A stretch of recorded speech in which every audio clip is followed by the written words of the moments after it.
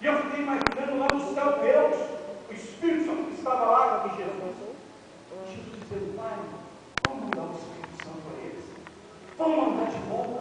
Porque olha, a situação do homem sem o Espírito Santo não é nada. Olha a situação da humanidade sem o Espírito Santo.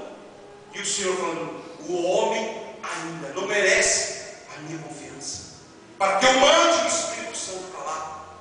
Aí então Jesus disse: então Pai, pelo menos promete, só faz a promessa, porque eu sei que quando você promete, você cumpre. Aí ele levanta um outro profeta: então tá bom, então eu vou prometer. O nome dele, Joel. E de repente Joel estava no meio, de repente Deus toma Joel de uma forma grandiosa. Parece que ele pega um megafone bem grande e tem um som bom igual esse nessa igreja. E diz: que nos últimos anos o Senhor derramará sobre toda a carne o seu Espírito, derramará sobre toda. Eu acho que Joel, quando parou, ele disse que o Senhor derramará sobre toda a carne. Ele não disse que ele derramará só numa classe ou duas ou três. Ele derramaria sobre toda a humanidade, sobre toda. A promessa estava feita. Porém, agora teremos que ganhar a confiança de Deus. Glória a Deus. Para que o Senhor desfrutasse do Espírito Santo. Não tinha como. Só tinha uma maneira.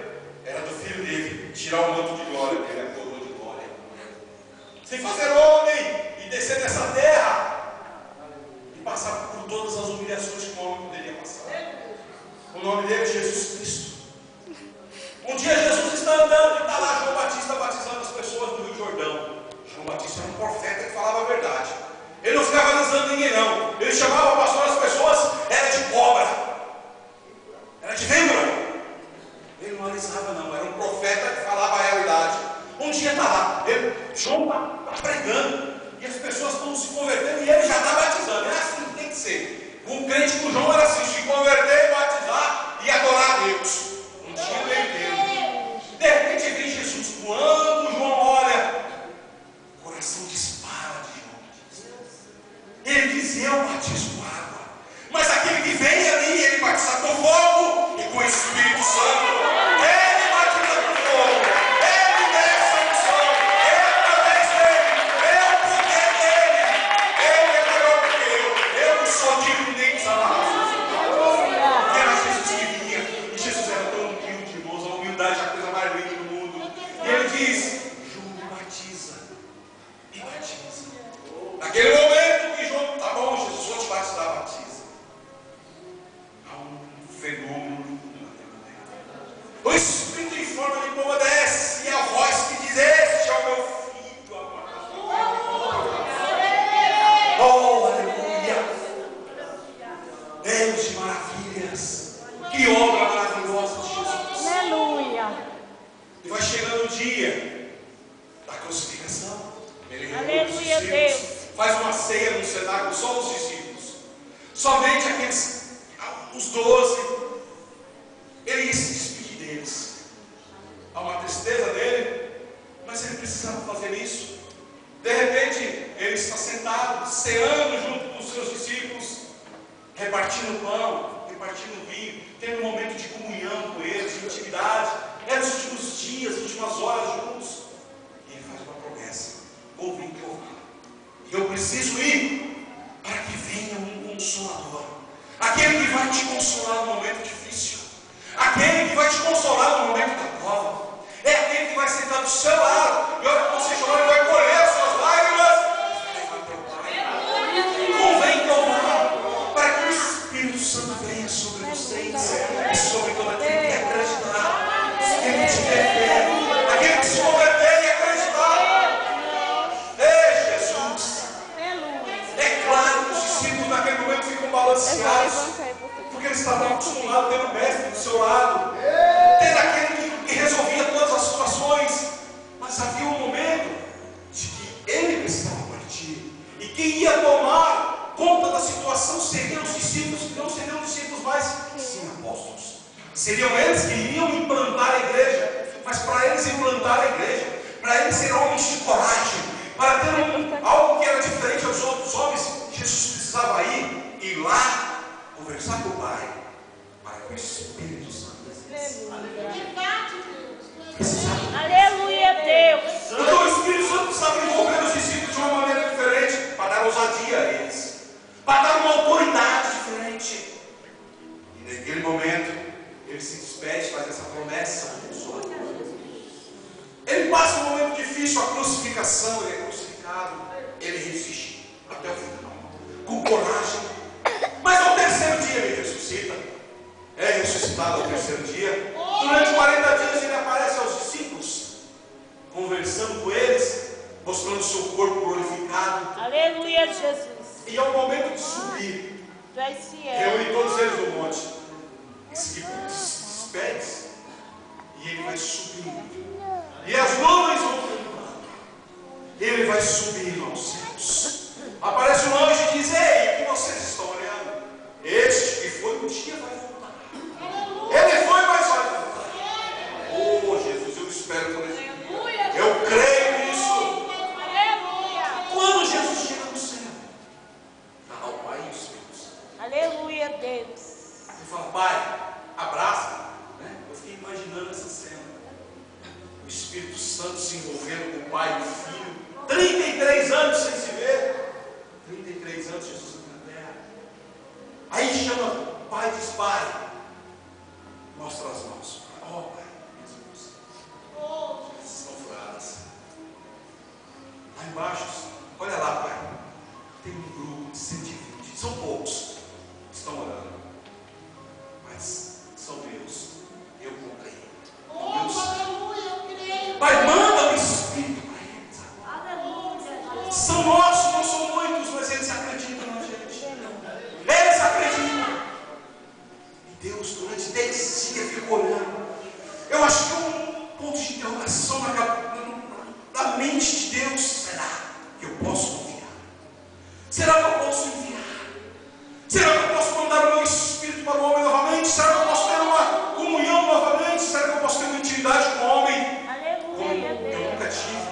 Será que eu posso ter uma intimidade como sempre quis ter e nunca consegui? No Antigo Testamento eu tentei de todas as formas trazer o homem para perto de mim, mas o que eles tinham era medo de mim. Eles tinham medo. Porque quando eu descia numa nuvem de glória, eles tinham pavor, eles não me respeitavam.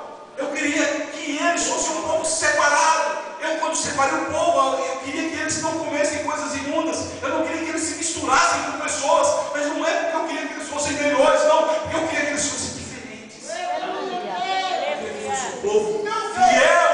Eu queria que fosse um povo separado. Mas eles não entenderam.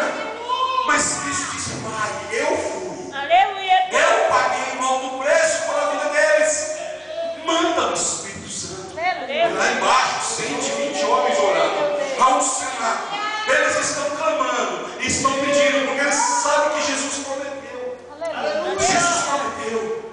Eles estão clamando.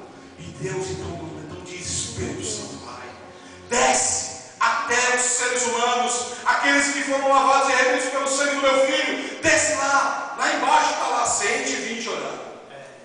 E eles estão clamando. E a Bíblia diz que de repente um vento impetuoso, vem sobre o cenáculo e assopra sobre a vida deles. Era o Espírito que estava voltando. Era o Espírito que vinha voltando a abraçar os irmãos. Era o Espírito que estava aqui e agora estava sobre eles e envolvendo aqueles homens. Foi uma glória tão grande que eu tentei imaginar. A glória daqueles homens.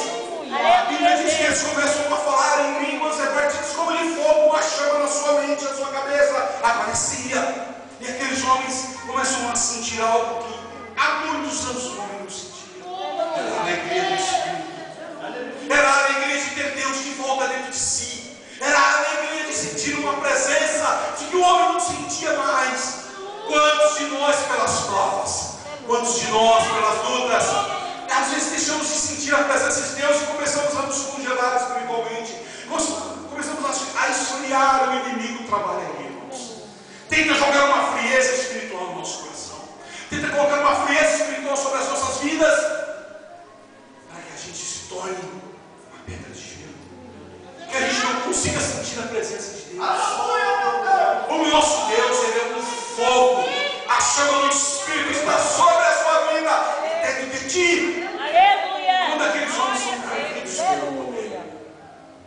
A glória é tão manifestada de tão maneira, tão forte. E aqueles discípulos que não eram discípulos, agora eram apóstolos forjados.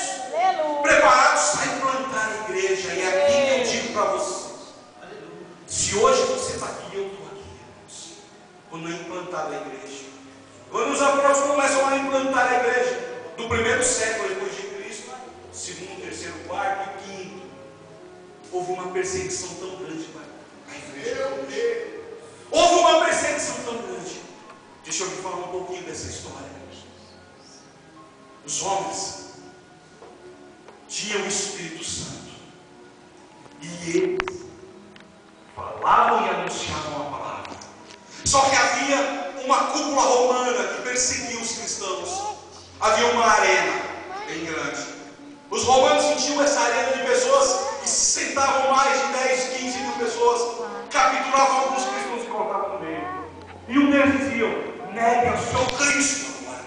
Negue ele ou você vai morrer. Nós vamos soltar os leões e você vai ser devorados vivos. Eles não negavam a Cristo. E sabe por que a igreja mais crescia? Quanto mais cristãos eles colocavam na arena, aqueles que olhavam e diziam: mas como pode? Esses homens são colocados no meio da arena, são feras soltadas e eles são devorados vivos, mas eles não negam a esse Cristo, a esse Deus. É porque realmente Ele é um Deus verdadeiro. É porque realmente Ele é um Deus, o Cristo, o Filho de Deus. Aleluia. Policarpo, que era um dos anciões, Policarpo era um dos anciões de Éfeso. Pegaram o Policarpo, 84 anos, e falaram: você nega o seu Cristo, ou nós vamos decapitar você, nós vamos te matar. Policarpo, 84 anos nas costas, deu um sorriso e disse: você pode matar essa carcaça, você pode matar essa carcaça, mas eu tenho 84 anos e durante 84 anos o meu Senhor não me negou. Eu não nego meu Cristo, eu não nego Deus. Pode matar, não importa. O sangue era derramado, mas a igreja crescia. Quanto mais o sangue era derramado, mais o Espírito Santo derramava poder sobre os crentes e mais a palavra. Oh, a bacia cantou uma baia, pega a bacia.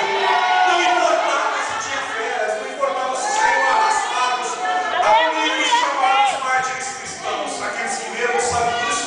Ele é bem grosso e sua capa é vermelha. Famílias eram arrastadas vivas em prol vida. Para você estar aqui hoje, para mim estar aqui hoje. É por isso que você não pode calar a sua boca. É por isso que você não pode deixar de adorar, de glorificar, de louvar as Deus. O sangue foi derramado para mim estar aqui hoje, para você estar aqui. E o Espírito Santo está na nossa vida. Ei, Jesus. Foi uma fase difícil da igreja, mas o Espírito Santo não foi extinto. O homem não conseguiu acabar com o Espírito Santo. É verdade que houve um tempo interbíblico que Deus se calou na terra, que Deus não usava ninguém até o Novo Testamento. Mas não importa, o que importa é que quando o Espírito Santo veio, ninguém, nem Satanás e seus demônios, nem homem na terra, teve poder de pará-los. O que ele podia fazer, ninguém Aleluia. podia parar. Eu vi uma história do dia de um homem chamado Seymour. Estava vendo na internet, lá e puxei a história dele. Alguns aqui devem conhecer, ele era um homem negro, há 100 anos atrás. Ele estava numa igrejinha e de repente um homem que recebeu o Espírito Santo estava pregando, só que tinha poucas pessoas na igreja, mas era uma igreja batista. De repente esse homem começou a falar e pregar sobre Atos, capítulo 2, e o batismo do Espírito Santo. Ele começou a falar em línguas.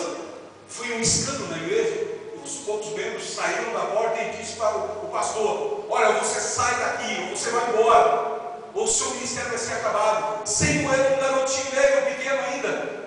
Quando todo mundo saiu, Seymour chegou nesse pastor e falou: pastor, eu acredito nisso, eu quero também, você pode me dar? Olha para Deus, me dá isso. O pastor falou: tá bom. Fechou, foi lá, fechou a porta da igreja, colocou a mão na cabeça de Seymour, começou a orar. Daqui a pouco ele foi batizado com o Espírito Santo. Deus começou a falar em línguas, no mistério danado. Mas ele falou: Seymour, não fala nada para ninguém, fica quieto, não deixa ninguém ver isso. isso, senão eles vão perseguir a gente. Sempre cresceu e disse: eu não vou me calar. Eu vou falar sobre o Espírito Santo. Se ele foi para o seminário, se formou um grande teólogo e foi para Los Angeles pregar a palavra. Chegou em Los Angeles, ele tinha um galpão bem grande, estava todo velho, com a porta quebrada, com as janelas quebradas. Ele colocou uma placa e disse aqui: nesta igreja, Jesus sara, cura e batiza com o Espírito Santo. De repente os cultos começaram a acontecer. Você não era grandão e o altar era alto, só que o teto era baixo, ele ficava até meio assim. Ele começou a pregar sobre o Espírito Santo. As pessoas começaram a vir, até a gente começou a vir, e pessoas começaram a ser batizados, pessoas começaram a receber o poder de Deus e a glória e a graça. A rua chamava Rua Azusa. A Rua Azusa começou a ser conhecida porque parecia que era um centro onde o Espírito habitava, onde coisas aconteciam, onde milagres aconteciam, paralíticos saíam andando, pessoas eram batizadas com o Espírito Santo. Mas o problema não é porque era cedo, não é porque era na Rua Azusa, é porque havia pessoas de coração aberto. Como o Espírito achou o coração aberto para ele agir, não tem ninguém que possa se levar. O tempo está acabando, fica de pé. O Espírito Santo é um fenômeno espetacular. Eu só contei para vocês um pequeno trecho do Espírito Santo na vida do ser humano. Há muito mais passagens, há muito mais casos. Mas nesta noite, em nome de Jesus Cristo, se por algum motivo a chama de dentro de ti se apagou, por algum motivo, eu profetizo na sua vida a chama acesa novamente. Eu profetizo o Espírito aceso. E Deus está me dizendo aqui que tem homens e mulheres aqui que Ele vai usar para coisas. Coração aberto para o Espírito atuar, é isso que Ele quer. Ele não precisa de um teórico, Ele não precisa de alguém que saiba muito, Ele não precisa de alguém que seja rico, Ele não precisa de alguém que seja famoso. Ele quer alguém que seja simples, mas que tenha um coração à vontade de receber o que Ele tem dado. Ô Léo, vem cá louvar. Eu já fui encerrado e passar para o pastor Cristiano. Eu quero dizer para você nessa noite que a chama do Espírito Santo não pode se apagar. E ela não vai se apagar na sua vida. Porque Deus te chamou, te escolheu, te separou para ser especial, para ter um ministério especial. E Ele que decretou em ponto final. O Espírito Santo, Ele mais do que tudo vem nos preparando para um grande dia chamado arrebatamento da igreja. E nesse grande dia, irmãos, nós não vamos subir com tristeza, não. Nós vamos subir alegres, pulando, cantando e salmodiando, louvando a Deus. Vai ser um grande fenômeno. Mas para isso, nós precisamos manter dentro do peito a chama do avivamento e a chama do Espírito acesa. Feche os seus olhos. Pega a lavassura. Pega a